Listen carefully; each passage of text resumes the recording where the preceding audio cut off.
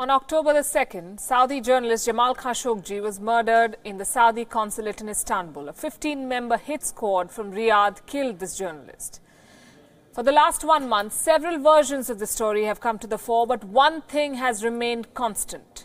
US President Donald Trump's support for the Saudi Crown Prince Mohammed bin Salman. No matter how much proof presents itself on the Saudi Arabian involvement, Trump's faith in the Crown Prince does not waver. A president and a businessman. One who wears his self-professed deal-making skills on his sleeve. And isn't the best example of putting national interest above personal. For US President Donald Trump, the murder of Saudi journalist Jamal Khashoggi presents a personal dilemma. Saving American values and the greatness he's promised to restore, versus saving a multi-billion-dollar arms deal he struck with his royal friends.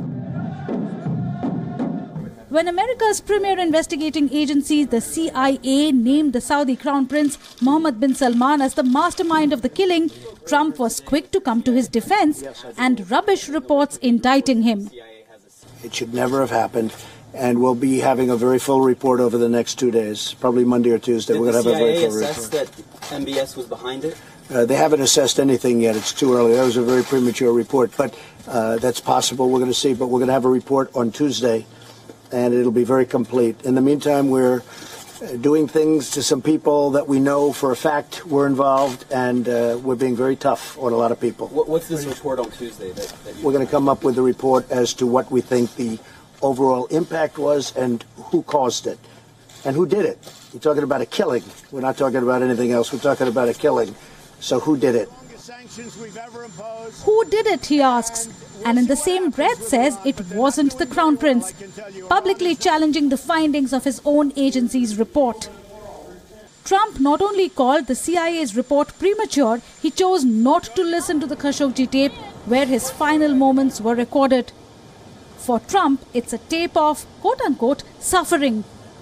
Because it's a suffering tape. It's a terrible tape. I've been fully briefed on it. There's no reason for me to hear it. In fact, I said to the people, should I? They said, you really shouldn't. There's no reason. I know everything that went on the tape without having to. And what happened? It was very violent, very vicious, and terrible. His critics say it's a tactic to avoid the truth. So why is Trump so keen on saving the Saudis? A $450 billion defense and strategic deal? 1 million jobs that Trump claims come from the Saudi investment? The Yemen war, or just a geopolitical alliance? With that being said, Saudi Arabia has been a very important ally. We have $450 billion, $110 billion of which is a military order. They give us a lot of jobs, they give us a lot of business, a lot of economic development. Whatever be his motivations, his pattern is unmistakable, putting the individual, in this case his own self, over institutions.